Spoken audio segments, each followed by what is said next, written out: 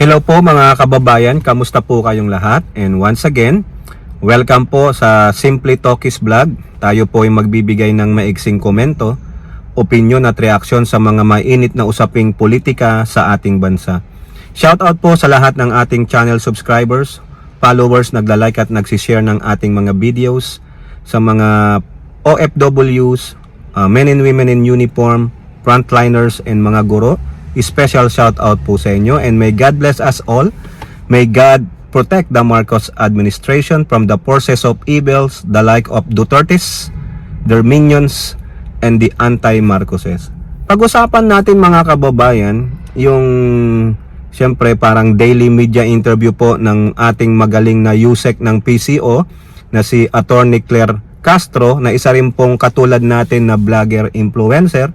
At marami po itong natututunan sa mga video vlogs ni Attorney, no. Shout out po Attorney Claire, no, napakahusay nyo po, at least kahit na iba naman po ang kulay ng inyong politika, no. Correct me if I'm wrong, Attorney Claire, alam ko ikaw ay hindi maka-Marcos, pero you opted to help and to work with the Marcos administration. Para po sa akin, napakaganda po niyan.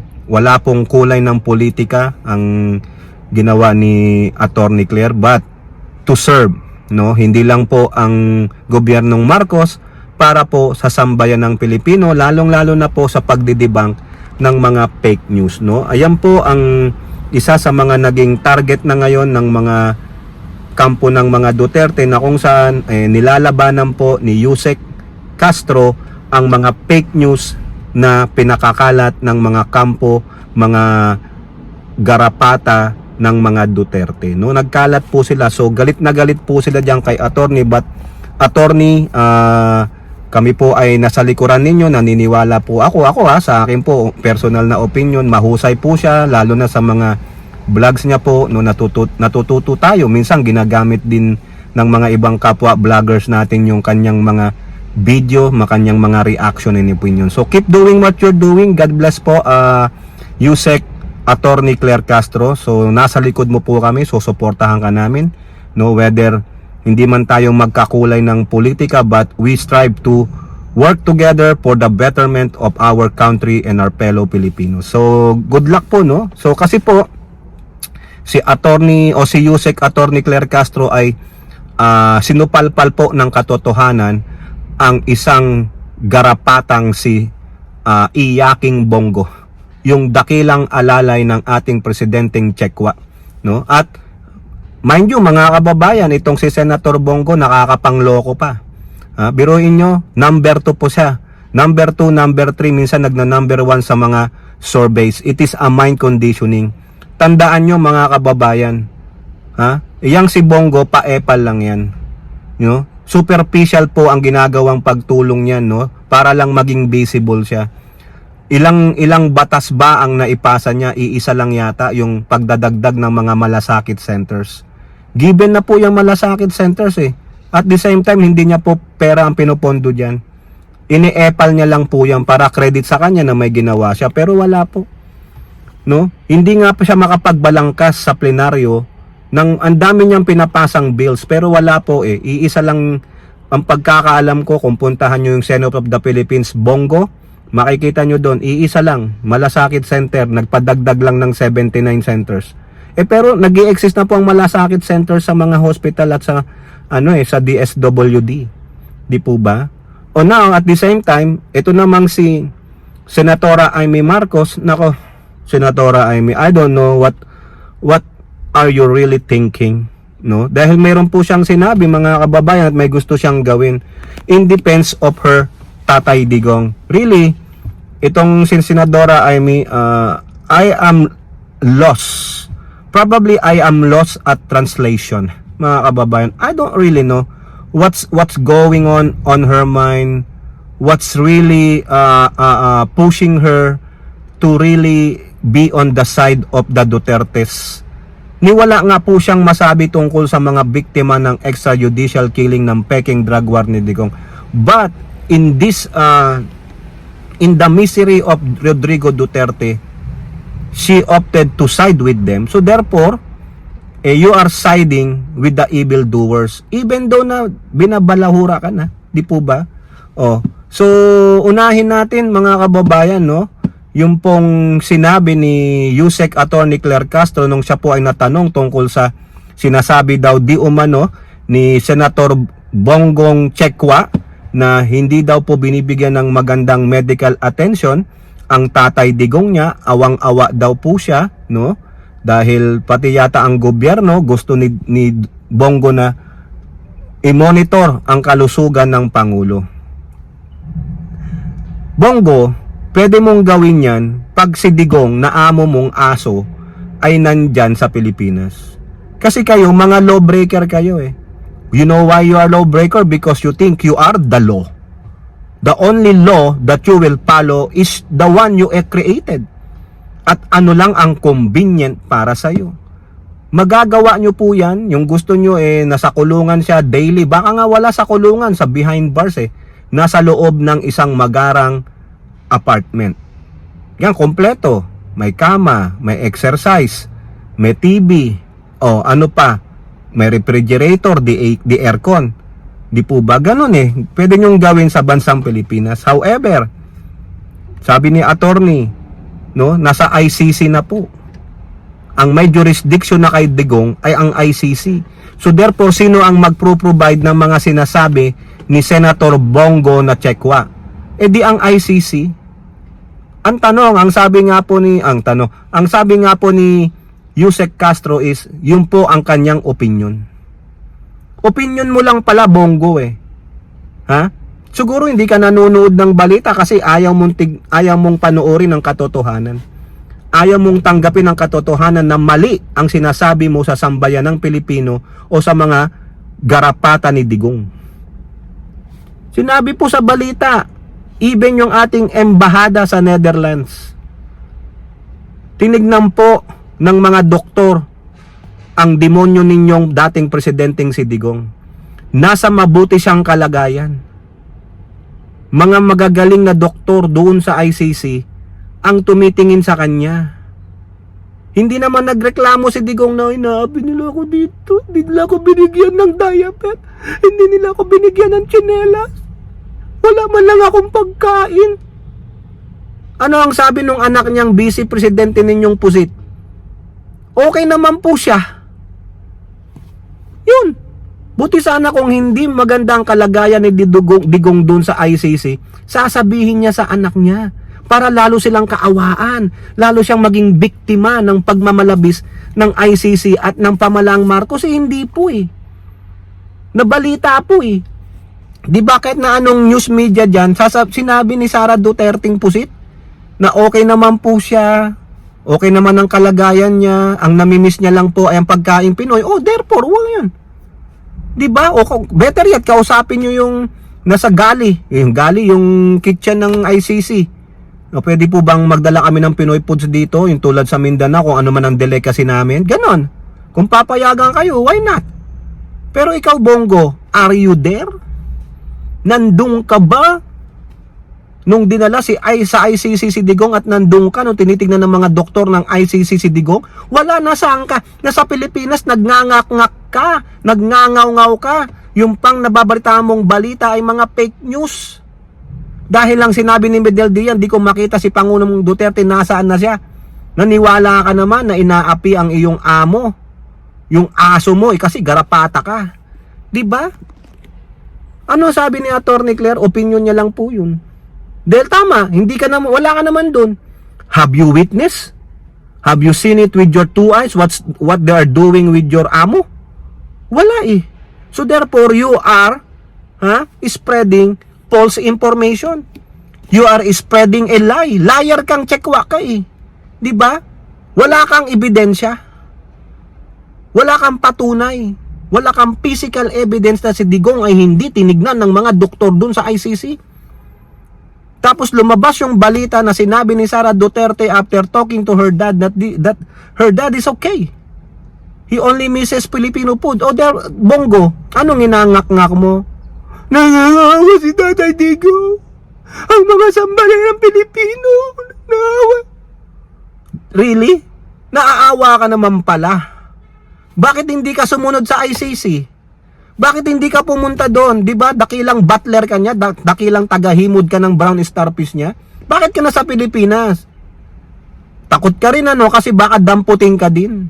Ganun lang 'yun. Better yet yayain mo si Bato. Nandun na si Robin, baka papalit ulo na. Nagngangak nga ka diyan sa rally ninyo. Umiiyak-iyak ka. Wala po siyang tsinelas. Katunayan nakasapatos pa ngang Nike. Sinungaling. Tapos gusto nyong i-re-elect? Dakilang sinungaling yan, tsekwa na yan. Di ba, Bongo? Namong inchik ka. Namong tsekwa ka, sinungaling ka. Wala kang pinagkaiba sa mga tsekwa doon sa mainland ninyo. Dapat palayasin ka dyan. Dapat hindi ka manalo. Sinungaling ka, Bongo, sinungaling. Wala kang patunay na iyong amo mong si Digong na isang aso mo, kasi garapata ka no? Pinahirapan. Hindi tinignan ng kanyang well-being doon sa ICC. Yung mismong anak ng amo mong Vice Presidenting Pusit ang nagsabi, he's in a good condition. Really? Diba? Bongo? Di sana, kung talagang hindi maganda ang kalagayan ni Digong doon, walang tumingin sa kanya, pinabayaan siya, sasabi ni Sara Duterte, pinabayaan kami dito, yung tatay ko. Nagtai-tain na doon sa kanyang diaper, hindi man lang pinalitan. Ito, mataas ang kanyang BP, wala siyang oxygen. May picture pa nga dyan. Kunwari, may oxygen, pero hindi man pala nakakabit. Di ba? Paawa effect lang. Pabiktima lang, di ba? Bongo, dapat ganun wala. Iba po ang sinabi ng iyong BP Sara Pusit. Di ba? He's in a good condition. He just only misses Filipino food. Tapos sisigaw-sigaw ka niya. Kawawa po si Manay ko. Drama. It's the drama. Para po makinabang sila lalo. Ginagamit pa rin nila si Rodrigo Roa Duterte para po sa kanilang personal interest. Manalo po sila, ma-re-elect po sila. Sasalsalin nila yan, the rest of those PDP senators. Biruin nyo, no? Ginamit nyo yung matanda na, wala kayong awa, no? Mga animal kayo, mga demonyo kayo, hanggang ngayon ginagamit nyo si Rodrigo Duterte for your own personal interest. Kasalanan ninyo kaya nagkaganyan si Duterte. Kayo ang nagbenta. Pero sabi po nung magaling na political analyst, professor, si Antonio Contreras na it is their well orchestrated plan. Yun po yung tsuri niya. Nablog na po natin yan. Na talagang pinlano ng mga Duterte na isakripisyo si Digong para po makitang biktima sila at martir. Sa mismong bunganga na ni Digong nagmula yan. Na ako gusto ko pagawan nyo ako ng rebulto. Gusto ko maging hero tulad ni Rizal. Ayan. Diba? Sa larong chess, sabi nyo chess master si Digong, he sacrificed himself to gain advantage against the enemy and to protect the queen. Yun po yan. By playing what? A victim and a martyr. Instead of running away from the law, instead of running away from the ICC and Interpol and become a fugitive which will have a negative effect or image on their party, he sacrificed himself to be a pawn, to be a hero, an heroic act para po kaawaan sila ng mga tao, which is working by the way. Di ba? Umaangat po sa survey ang mga PDP senators, and probably, mind you, Sara Duterte will use this scenario when she tries to run for president in 2028. Yan po yan. Play a victim and a martyr card. Ayan po ang gustong-gusto ng mga Pilipino. Kasi bakit? Maawain ang mga Pilipino. Sa pagiging maawain, nawawala na ang kanilang objectivity, ang kanilang mga reasoning, wala po. Sa kanilang pagiging maawain, their eyes and their minds are being clouded by the misery of what they said, a victim and a martyr. Pero behind that, there is a very dubious plan. Diba? Ibalik sa power ang mga demonyo. Ibalik sa power ang mga plunderers at killers. Yan ba ang gusto ninyo? Diba? Walang katapusang pagpatay, walang katapusang pagnanakaw. Pag naging presidente si Sara Duterte, everything will be wiped out, including the lives of the first family right now. Lahat nung nakaaway niya, lahat ng umaway sa kanya, they will be eaten by the crocodiles. Idiom lang po yun. Di po ba? Tama, mali. So, Bongo, wag kang sinungaling. Nasupalpal ka ng katotohanan ni Attorney Claire Castro, Yusek ng PCO. Kaya galit na galit ang mga garapatang Duterte minions. Okay? So, mga kababayan, punta naman tayo dito kay Senatora Amy Marcos. Kasi po, meron pong quote card dyan, ayan po, ninanais niyang paimbestigahan sa Senado yung daw umanong illegal na pag-turnover ng gobyernong Marcos na kanyang kapatid sa Interpol. Ha? Ano pang magagawa mo, Amy Marcos? Ano, pananagutin mo si General Torre? Gusto nyong balikan si General Torre? What is the reason behind that somebody, no, baka meron pong grupo na nag-uudyok sa'yo, inuuto ka, gagamitin ka? Di mo ba nakikita yon that a Marcos versus a Marcos? Pinag-aaway kayo? Hoy, Senatora Amy, be objective. What can you do? Does your committee will ask the government to return your beloved Digong? No way. Wala nang jurisdiction. It's up to the ICC now. The only thing the government can do is to help Duterte in his physical needs. Kasi sabi, yun daw mga lawyers, mga fees niya, siya ang magbabayad niyan. O ngayon, Amy, what can you do? Sinusuka ka na, binabasura ka na ng mga DDS. Si Panelo, sinabihan kang kwento mo sa loyalang mo. Yung mga sila Badoy, yung iba pa, minumura ka na. Sinusuka ka na, pero pinipilit mo pa rin yung sarili mo sa kanila. Come on, wake up, girl. Tanga ka talaga ba? O talagang nakatira ka rin sa apartment B? Ang pugad ng mga tanga at bobo. Senator Amy, you will just waste your time. Ano, pananagutin mo yung mga ilang libong mga military at mga police officers na nandun, na nagbantay kay Digong sa Villamor Air Base? Pananagutin mo ang Interpol Philippines or Manila? Kalokohan po yun, mga kababayan. Kaya Senatora Amy, wake up. Malamang pupunta ka sa sewer itong darating na eleksyon sa Mayo. Walang happy sa ginagawa mo. Walang happy sa gagawin mo. Even the DDS, they're just laughing at you. They will tell you, oh, what an idiot. That bitch cannot even makaramdam. Diba? Binabasura ka, sinusuka ka, pero ganun ka pa rin. Wala. Tanga ka eh. Oh, diba? Kayo po, ano po ang inyong masasabi? Comment down below and don't forget to like and share. Hope to see you in the next videos. Bye-bye. God bless.